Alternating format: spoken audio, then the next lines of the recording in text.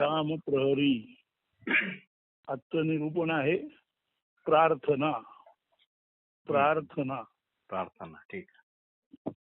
सद्गुरु आदिकारणा परब्रह्मा परमेश्वरा पुरुषा मूलाधारा स्वरूपा निर्गुणा निराकारा आदिदेवा अद्वैता अव्यक्ता अद्वया विश्वात्मका विश्वंभरा विश्वदेवा.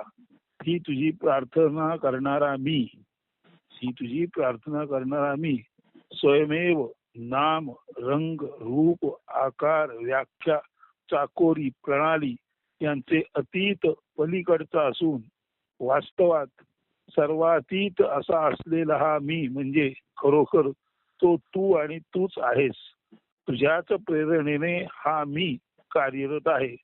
खरे तर मी असे केंद्र नसून हे केंद्र रहित अस्तित्व आहे.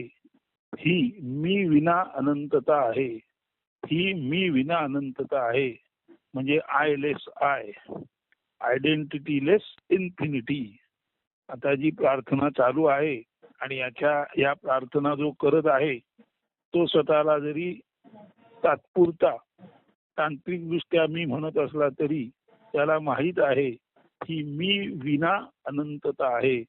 दिस इज आय लेस आय. ही प्रार्थना म्हणजे आयडेंटिटी लेस इन्फिनिटी आहे. अनंतच अनंताला प्रार्थित आहे की त्याने बिलकुल शांत मर्यादित असू नये. म्हणजे येथे मी माझे मी पण असू नये. येथे केवळ सर्व व्याप्त आणि सर्वातीत असे सर्व शक्तिमान व सर्वज्ञ केवळ असणे किंवा कैवल्य आहे. म्हणजे ऑमनीप्रेझेंट, ऑमनिशंट आणि ऑमनिपोटंट म्हणजे सर्व व्याप्त सर्व शक्तिमान म्हणजे ऑमनिपोटंट आणि ऑमनिशंट म्हणजे सर्वज्ञ. येथे केवळ सर्व शक्तिमान सर्व व्याप्त सर्वज्ञ असं केवळ असणे किंवा कैवल्य आहे. आणि हे कैवल्य असेच कायमस्वरूपी कार्यरत असू दे. आता हे कैवल्य असेच कायमस्वरूपी कार्यरत असू दे म्हणणारा जरी दृष्टीला शरीररूपी तुम्हा आम्हाला दिसत असला तरी सुद्धा प्रत्यक्षामध्ये बघा असं की बाहेर तेज आहे आणि शरीराच्या आत तेज आहे. शरीराच्या आतलं तेज स्पंदित असताना आतून ते शरीरावर आदळतं आणि परत जातं. ते आदळतं आणि परत जातं. ते सोहम हौसो म्हणतो. ते सोहम हौसो म्हणतो. म्हणजे तो मी आहे मी ते आहे म्हणतात. आता हे म्हणण्याचं कारण का? कारण शरीरात बंदिस्त असलेलं हे जे कैवल्य आहे ते शरीरात जोपर्यंत बंदिस्त आहे तोपर्यंत ते घात आघात प्रतिघात म्हणजे श्वास उच्छ्वास सहा अहम अहम सा असं बोलतच राहणार आहे किंवा असं त्याच्यातून गुंजन त्याच्या न कळत निघत राहणार आहे. म्हणून हा जो प्रार्थना करताय त्याला माहित आहे की बाहेर जो आहे तोच आतमध्ये आहे. पण बाहेरचा आहे तो बोलत नाही. आतला आहे तो बोलतो. कारण आतला बंदिस्त पेटीत असावा तसा आहे. आणि बंदिस्त पेटीवर हा जो आत बसलेला आहे जो बाहेर परब्रह्म आहे आणि आत जो आत्मा आहे तो आत्माच आतल्या आत धडका मारत आहे. आणि तो सोहम हौसो सोहम हौसो म्हणत असला तरी सुद्धा त्या आत्म्याला निश्चित जाण आहे की तो शरीरधारी नाही. तो शरीरधारी नाही. तर जसा एखादा प्रकाश गुहेत जावा आणि गुहा बंद व्हावी तसा यदृच्छेने प्रकाश गुहेत गेला आणि गुहा बंद झाली तसं यदृच्छेने कैवल्य किंवा ब्रह्म शरीरात गेलं आणि शरीराची द्वारे बंद झाली असा काहीसा प्रकार आहे. म्हणून प्रार्थना करणाऱ्याला निश्चित माहित आहे की येथे केवळ सर्व व्याप्त त्यानंतर सर्व शक्तिमान आणि सर्वज्ञ असे केवळ असणे किंवा कैवल्य आहे. आणि हे असे कैवल्यच निरंतर कार्यरत असू दे. हा कैवल्य प्रसादच किंवा परमशुद्ध केवळ चैतन्य रूप असणेच प्रार्थना कर्त्याला प्राप्त असू दे असे हे मागणे विनंती आहे. म्हणजेच येथे प्रार्थना करता कोणी एक मी म्हणत आहे. कोणी एक म्हणजे सर्टन आहे. आता निमित्तासाठी मी म्हणावं लागतं म्हणून, म्हणजे येथे प्रार्थना करता कोणी एक मी म्हणत आहे. सर्टन आय सेज, हा कोणी एक मी म्हणत आहे, माझे मी पण नष्ट हो. सरो मीचे मी पण कैवल्यात विरून जावो. शांतता अनंतता म्हणूनच कार्यरत असावी. सर्वत्र कैवल्य गंधच भरून राहो. कैवल्य केवढा, केवळ असणेपणाचा केवड्याचा सुगंध सर्वदूर सर्वत्र गंधित असो. म्हणजे इथे आयलेस आयलेस आय हीच प्रार्थना. म्हणजे मी रहित, आयलेस म्हणजे आयडेंटिटी लेस, आय म्हणजे infinity less. I less I is the prayer.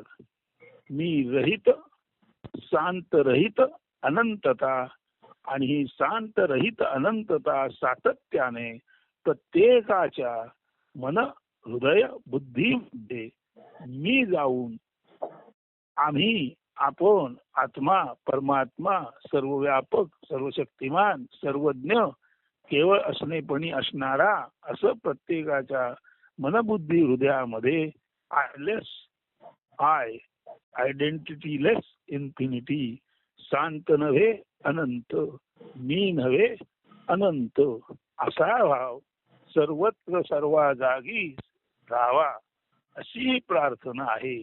मीचे मी पण कैवल्यात विरून जावो. शांतता अनंतता म्हणून कार्यरत असावी. सर्वत्र कैवल्याचा गंधच भरून राहो. कैवल्य रूपी केवढा सर्वदूर सर्वत्र गंधित असो. आणि त्यामुळे या कैवल्य केवडाच्या सुगंधाने सर्व काही गंधित, नंदित, प्रमुदित, सुख शांती समाधान मृतमय असो. गंधित म्हणजे सुवासिक, प्रमुदित म्हणजे आनंदित, नंदित म्हणजे खेळकरपणे, सुख शांती समाधानाने अमृत, पूर्ण अमृतमय असो. सर्व काही कैवल्य, सर्वत्र कैवल्य गंधच भरून राहो. कैवल्य केवढा सर्वदूर सर्वत्र गंधित असो. सर्व काही गंधित, नंदित, प्रमोदित, सुख शांती समाधान अमृत पूर्ण असो. या प्रार्थनेत प्रार्थना करता स्वतःच्या मूळ, अनाम, अरूप, निर्गुण व सर्वात्मक, सर्वशक्तिमान, सर्वज्ञ, शुद्ध असण्यापर्यंत पसरू पाहत आहे, व्यापक होऊ पाहत आहे. या प्रार्थनेचा प्रार्थना करता, या प्रार्थनेचा प्रार्थना करता जो पाहायला गेलं तर आय म्हणजे आयडेंटिटी आहे, तो आपला आयचा विस्तार इन्फिनिटी पर्यंत झालेला पाहू इच्छित आहे. म्हणजे या प्रार्थनेत प्रार्थना करता स्वतःच्या मूळ अनाम म्हणजे नामरहित, अरूप रूपरहित, निर्गुण गुणरहित व सर्वात्मक, सर्वशक्तिमान आणि अर्थातच सर्वव्यापक अशा आपल्या सर्वोच्च स्थितीला आणि अंतिम स्थितीला आपण प्राप्त झालो आहे, असे हा प्रार्थना करता या प्रार्थनेमध्ये पाहू इच्छित आहे, जाणवू इच्छित आहे, त्याला ते जाणायचं आहे. म्हणून या प्रार्थनेत प्रार्थना करता स्वतःच्या अनाम, अरूप, निर्गुण, सर्वात्मक, सर्वशक्तिमान, सर्वज्ञ, पूर्ण शुद्ध असण्यापर्यंत पसरू व्यापक होऊ पाहत आहे. पूर्ण शुद्ध असण्यापर्यंत याचा अर्थ असा आहे, पूर्ण शुद्ध कोण? ज्याला नेमका रंग नसतो. पूर्ण शुद्ध कोण? ज्याला नेमकं रूप नसतं. पूर्ण शुद्ध कोण? ज्याला नेमकं नाम नसतं. म्हणजे रंग, रूप, नाम याला कल म्हणजे तुकडा म्हणतात. तेव्हा आपण तुकडा नाही, आपण अखंड आहोत. आपण खंड नाही, आपण अखंड आहोत. आपण शांत नाही, आपण अनंत आहोत. आपण मी माझेपणात गुंतलेले आयडेंटिटी व्यक्तिमत्व नाही, तर आपण व्यक्तित्व रहित अव्यक्त आहोत. म्हणजे आयलेस इन्फिनिटी आहोत. हे जे त्याला जाणवते, ती जाणीव तो स्वतः पकडू पाहत आहे, कायम त्या जाणीवमध्ये राहू पाहत आहे. आणि हीच जाणीव सर्वांच्या हृदयामध्ये पूर्णपणे व्यापकतेने पसरू दे, जाणवू दे. मनबुद्धी हृदयामध्ये त्याची धारणा सर्वांनी करू दे. अशी तो प्रार्थना परब्रह्माला करत आहे. म्हणून या प्रार्थनेत प्रार्थना करता स्वतःच्या मूळ अनाम अरूप निर्गुण व सर्वात्मक सर्वशक्तिमान शुद्ध सर्वज्ञ असण्यापर्यंत पसरू व्यापक होऊ पाहत आहे. तो मर्यादितता संकुचितता हीन दीन क्षुद्रता टाकून आपल्याच मूळ विराट स्वरूपाला सोहम स्वरूपाला प्राप्त होऊ इच्छित आहे. त्याला जाणवत आहे की निशिदिन लागलेली विराटतेची आस व ध्यासच त्याला ध्याता ध्येय ध्यान ज्ञाता ज्ञेय आणि ज्ञान या वेगवेगळ्या त्रिपुटींच्या पलीकडे सर्व त्रिअवस्थेच्या पलीकडे तुम देहत्रयातीता कालत्रयातीता अशा सर्व त्रिगुणात्मक सूत्रापलीकडे असलेल्या एकरूप एकमेव द्वितीयम नास्ती अशा कैवल्यापर्यंत त्याला तेव्हाच जाता येईल जेव्हा त्याला विराटतेची आस व ध्यास लागेल. आणि म्हणूनच तो ध्याता ध्येय ध्यान ज्ञाता ज्ञेय ज्ञान या विविध त्रिपुटींच्या पलीकडचं त्वम मूलाधार स्थितोस नित्यम आपणच संपूर्ण अस्तित्वाचा मूलाधार आहे तिथे जाऊ इच्छित आहे. म्हणून त्रिपुटीच्या पलीकडे कैवल्यात नेऊन मर्यादिताचं विसर्जन करून अमर्यादित म्हणून बिंदूचं विसर्जन करून सिंधू म्हणून आपण सर्व व्याप्त सर्व शक्तिमान आणि अर्थातच सर्वज्ञ आहोत हे त्याला जाणवत आहे. आणि त्या जाणीवेतच त्याला तितक्याच अंतिम आणि अनंत स्वरूपात राहायचं आहे. मर्यादिताचे विसर्जन अनंततेला पोचते. त्याला माहित आहे आपली मर्यादितता आपण नष्ट केली तर जागच्या जागी आपण अनंत आहोत. बिंदूचा सिंधू होतो हे सूत्र शहाणपण या प्रार्थनेचा आधार आहे. या प्रार्थनेच्या नित्य भजनात राहणारा स्वतः भजन योग्य होतो. देव शोधणारा देवत्वास म्हणजे दिव्यत्वास प्राप्त होतो. हा या प्रार्थनेचा मथिता अर्थ आहे. असे सर्व समाजाचे वास्तवात असणे व ते तसे सर्वांना जाणवणे हीच समाज ज्ञानी संपूर्ण आधिव्याधी रहित निरामय असण्याची खूण आहे. सत्ययुगाचा हा संकेत आहे. आता सत्ययुगाचा हा संकेत आहे म्हटल्यानंतर आपल्यामध्ये कृत त्रेता द्वापार आणि कली म्हणजे सत्य त्रेता द्वापार आणि कली ह्या ज्या युगांच्या कल्पना आहेत त्या येतात. आणि आपण म्हणतो कलियुग फार वाईट, पण लक्षात ठेवा कली यातला मूळ शब्द कल म्हणजे तुकडा आहे. तुकड्या तुकड्यान जगणं हे वाईट आहे. खंडिततेत जगणं हे वाईट आहे. भेदाभेदात जगणं हे वाईट आहे. परंतु कली याचा जर दुसरा अर्थ आपण कळी फुलाची कळी असा घेतला तर तुमच्या लक्षात येईल कळी फुलते तेव्हा फुललेल्या त्या पुष्पामध्ये कळीचं फूल होतं तेव्हा त्या फुललेल्या पुष्पामध्ये अनेक पाकळ्या दिसतात. त्या अनेक पाकळ्या म्हणजेच खरं बघायला गेलं की तर ब्रह्माची दर्शनी विविधता असते. परंतु कळी किंवा कली म्हणजे दर्शनी विविधता. आता जर आपण उलटा प्रवास केला तर कलियुगामध्ये जी दर्शनी विविधता आहे ती खरी मानली गेली.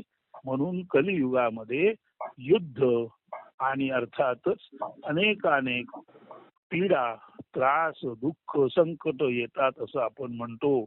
पण जर आपण फुलाकडे पाहिलं तर जेव्हा कळी फुलते तेव्हा फुललेल्या अनेक पाकळ्या म्हणजे ते केवळ आणि केवळ एकाच कळीचं विविध पाकळ्यातील विविधतेचं दर्शन आहे. हे जर लक्षात आलं तर कली म्हणजे विविधता. आता या विविधतेतून तुम्ही थोडे आत गेलेत की द्वापार म्हणजे आता विविधता कमी झाली आणि विविधतेतील एकत्व थोडं अधिक स्पष्ट झालं.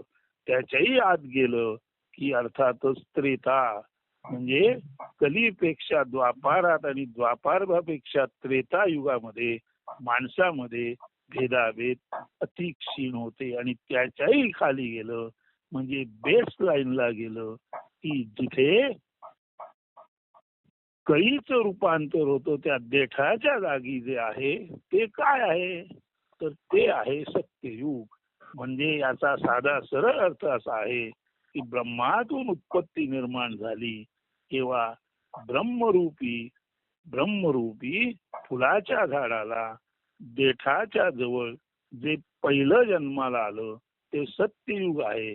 म्हणजे सत्ययुगामध्ये जवळजवळ सर्व माणसं स्वाभाविकरित्या भेदाभेद रहित, म्हणजे त्यांच्या मनामध्ये भेद नव्हता, युद्ध नव्हतं, ईर्ष्या नव्हती, द्वेष मत्सर नव्हता, तर केवळ आणि केवळ आपण अद्भुत आहोत आणि आपण एकमेकांना पाहतो हे काहीतरी वेगळंच त्यांना जाणवत होतं.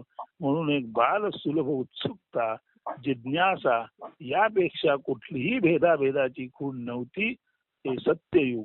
हळूहळू भेदाभेद त्याच्यामध्ये, जसा एखादा सर्प आपल्या सर्पिली पद्धतीने, आपल्या नागमोडी वळणाने जसा सर्प जसा चांगल्या गोष्टीमध्ये घुसतो, तसं समाजामध्ये जसं भेदाभेदाचं वीज घुसतं, तसं त्या सत्ययुगाकडून त्रेतायुगाकडे येताना त्या लहानशा तक्षकाचा जन्म झाला आणि सत्ययुग त्रेतायुगामध्ये आलं.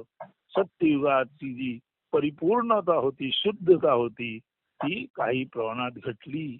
नंतर तीच शुद्धता द्वापार युगामध्ये अधिक घटली आणि कलियुगामध्ये ती शुद्धता पूर्ण नष्ट झाली. म्हणून याला कलियुग म्हणतात.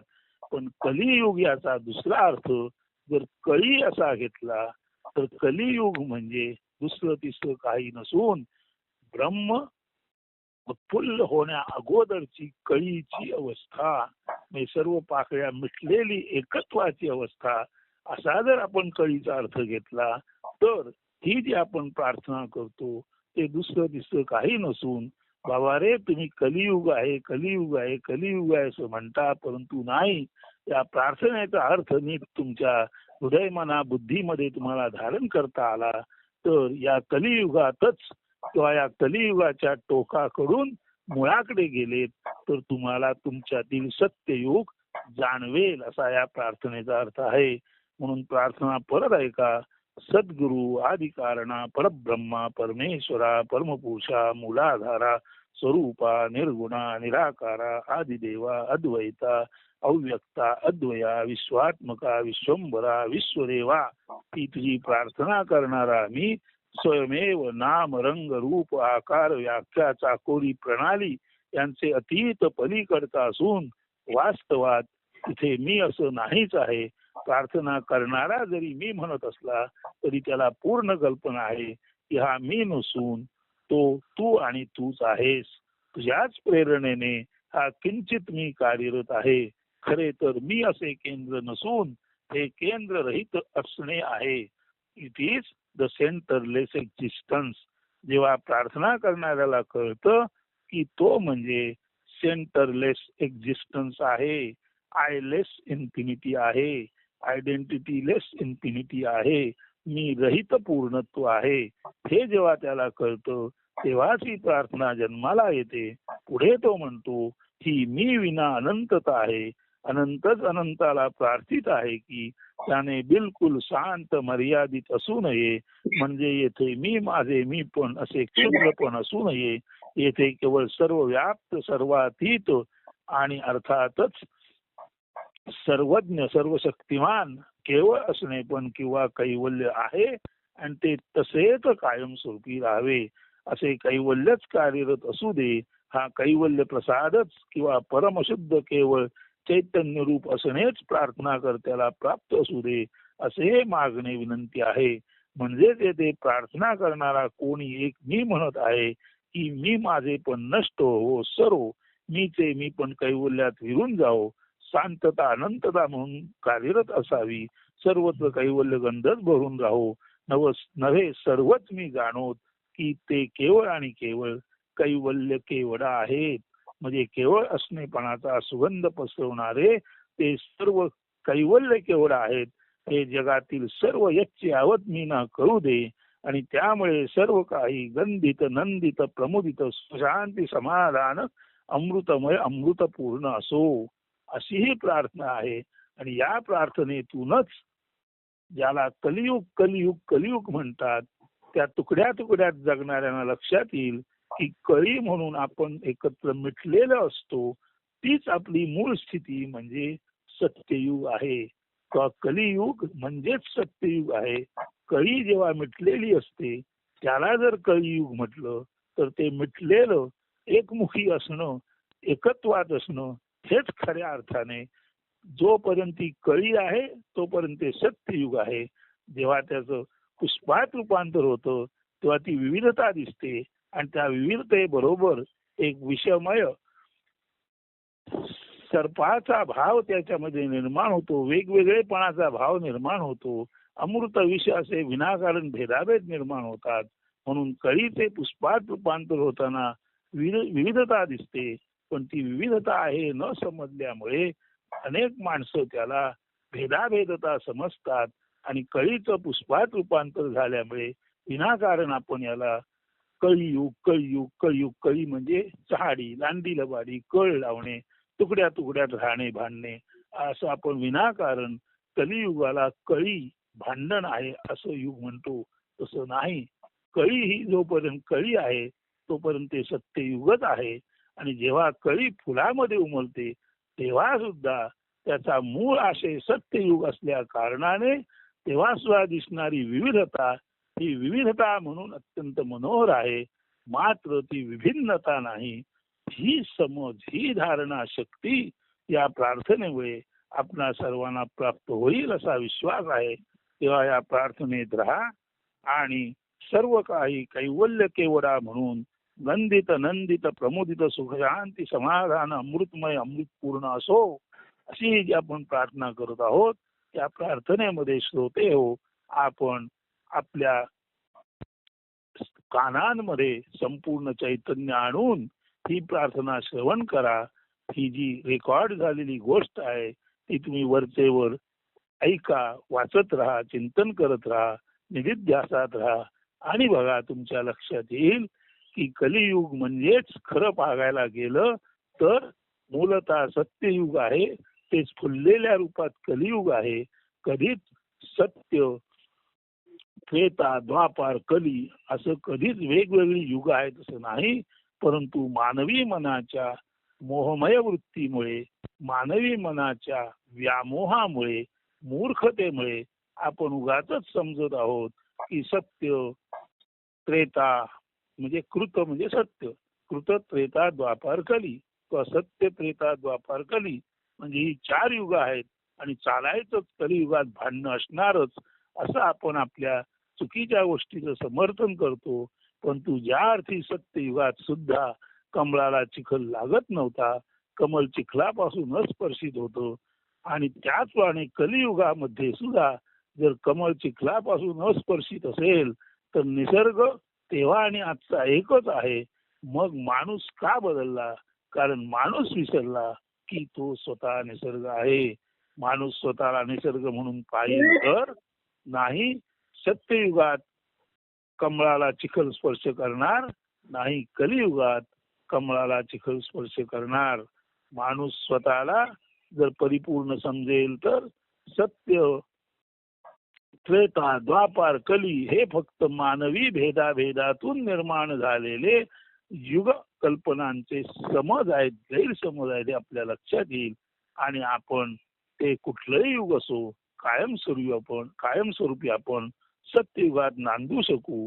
म्हणूनच हा प्रार्थना करणारा म्हणत आहे, मी माझे पण नष्ट हो, मीचे मी पण कैवल्यात विरून जाओ, शांतता अनंतता म्हणूनच कार्यरत असावी, सर्वत्र कैवल्य गंधच भरून जाओ. सर्व मीच सर्वार्थाने कैवल्याचे वेडे असोत आणि सर्वांनाच या कैवल्य केवड्याचा गंध गंधित नंदित प्रमुदित सुखित शांतित समाधान अमृतमय आनंद घन बनवू अशी प्रार्थना आहे. तर सज्जन श्रोते हो, या प्रार्थनेचं पुन्हा पुन्हा उच्चारण करा, पुन्हा पुन्हा मनबुद्धी आणि अर्थातच हृदयामध्ये तिला धारण करा आणि बघा तुमच्या जीवनातच सत्ययुग खुललेलं तुम्हाला दिसू शकेल. अस्तु. सर्वांना शुभेच्छा. धन्यवाद. येथेच निरूपण येथेच कैवल्य प्रार्थना संपवतो.